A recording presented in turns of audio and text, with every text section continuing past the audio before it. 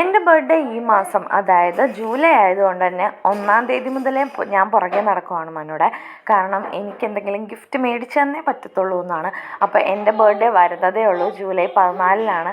അപ്പോൾ 1-ാം തീയതി ആയതുകൊണ്ട് തന്നെ ഞാൻ പുറകെ നടക്കുന്നത് കൊണ്ടും തന്നെ എൻ്റെ അടുത്ത് അന്ന് തന്നെ വൈകിട്ട് വന്ന് പറഞ്ഞു, വാ ഒരുങ്ങിക്കോ, നമുക്കൊരു സ്ഥലം വരെ പോകണമെന്ന്.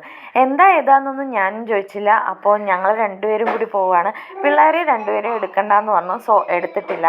അപ്പോൾ ഞങ്ങൾ പോവുകയാണ്. എന്താ ഒരു പ്രതീക്ഷ പോലും ഇല്ലാതെയാണ് ഞാൻ പോകുന്നത്. വന്നെത്തിയത് നമ്മുടെ നന്ദിലത്തിലോട്ടാണ്.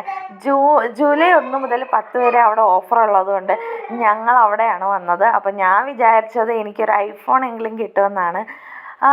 എൻ്റെ പ്രതീക്ഷകളെല്ലാം തെറ്റിച്ച് എൻ്റെ റൊമാൻറ്റിക്കായിട്ടുള്ള മനു എനിക്ക് റൊമാൻറ്റിക്കായിട്ട്, ഇത്ര റൊമാൻറ്റിക്, ഈ ഒരു ഗിഫ്റ്റ് എനിക്ക് റൊമാൻറ്റിക്കായിട്ട് തോന്നിയത് അന്നാണ്. കാരണം എനിക്ക് മേടിച്ചു തന്നത് ഒരു ഫ്രിഡ്ജാണ് കേട്ടോ. ഞങ്ങളുടെ ഫ്രിഡ്ജ് ചീത്തയായതുകൊണ്ട് തന്നെ എനിക്കൊരു ഫ്രിഡ്ജ് വേണമെന്ന് ഞാൻ പറഞ്ഞായിരുന്നു. ഇനി ബർത്ത്ഡേക്ക് ഒന്നും തന്നെ ചോദിക്കാൻ പാടില്ല എന്നുള്ള രീതിക്ക് എനിക്ക് മേടിച്ചു തന്നത് ഈ ഒരു ഫ്രിഡ്ജാണ് ഗൈസ്.